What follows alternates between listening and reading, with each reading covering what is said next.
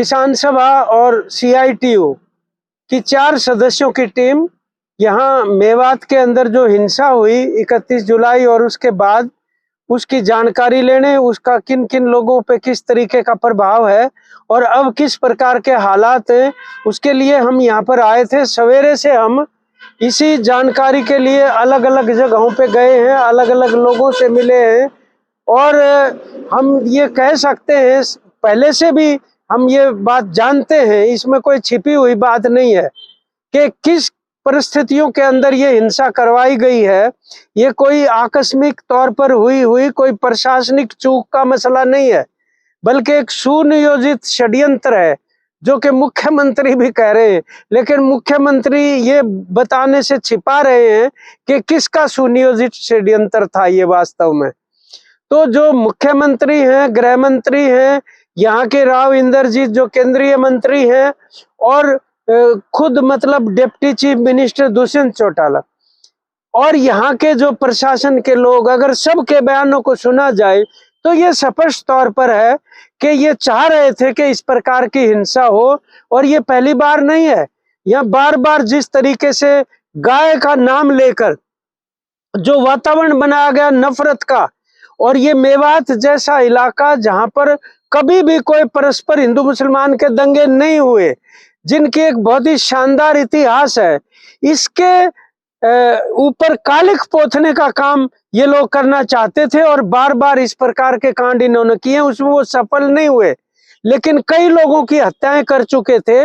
और खासतौर पे अब हाल में जिस प्रकार के बेहुद्दे और ऐसे अपमानित करने वाले वीडियो सर्कुलेट हो रहे थे, ये किसको नहीं पता कि इस प्रकार का हो रहा है। और उसकी प्रतिक्रिया में यहाँ पे भी जो वीडियो जारी हो रहे थे, तो आपने उसको रोकने के लिए क्या किया, और उसका नतीजा ये हुआ कि 6 आदमियों की जान चली गई और कितने ही घायल, कितनों की रोजी रोटी खत्म हो गई। और आज स्थिति ये है कि हम जो घूम के आए हैं, गांव गांव में पता किया है, बहुत ही कम नौजवान गांव में हैं। इतना डर पैदा कर दिया गया है। क्या सभी ने किया है ये वो काम? और जो बाहर से आके लोग खुद कह रहे हैं उन्होंने ये किया, उसको किसी को पकड़ा है? पहले वाले जिन्होंने हत्याएं की, किसी को पकड़ा, कोई सजा दी है? और आज इतना भय पैदा कर दिया है कि एक एक गांव में 100 में से 8-9 नौजवान मुश्किल से गांव में मिलेंगे, सारे इधर उधर जो है छिपते घूम रहे हैं। आप इस तरह से स्थिति सामान्य करेंगे क्या? और आज हम देख रहे हैं सवेरे से नल्हड़ मेडिकल कॉलेज के आगे 50 से ज्यादा दुकानें बुलडोजर से बिल्कुल जमींदोज कर दी गई हैं। 50-50 लाख की दवाइयां उनके अंदर थी, कागज उन्होंने दिखा दिए, कानूनी अदालत के स्टे उन्होंने दिखा दिए, फाड़ के फेंक दिया अधिकारियों ने।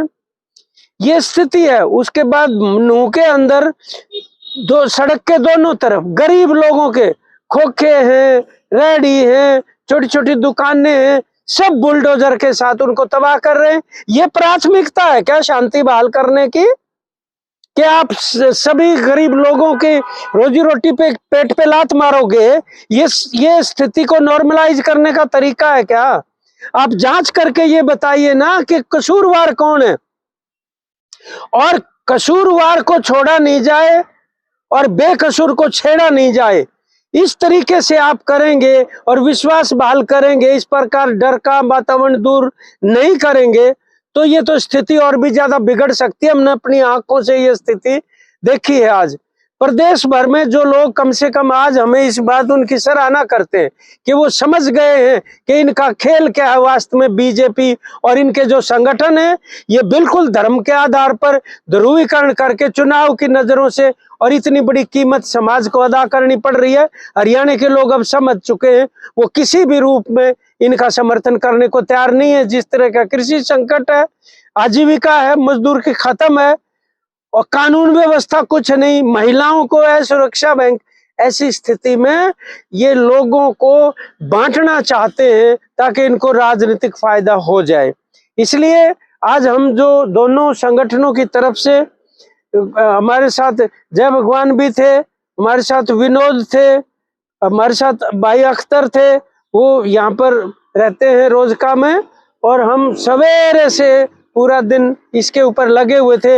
हम ज्ञापन भी दे के आए प्रशासन को कि तुरंत प्रभाव से ये बंद किया जाए। जिस तरीके की जातियां कानून को लागू करवाने वाले कानून को तोड़ रहे हैं, अपने हाथ में ले रहे हैं, तो ये तो वही बात होगी जैसे बाढ़ खेत को खुद खाने लग जाए। इस बात को बर्दाश्त नहीं करेंगे लोग बिल्कुल भी।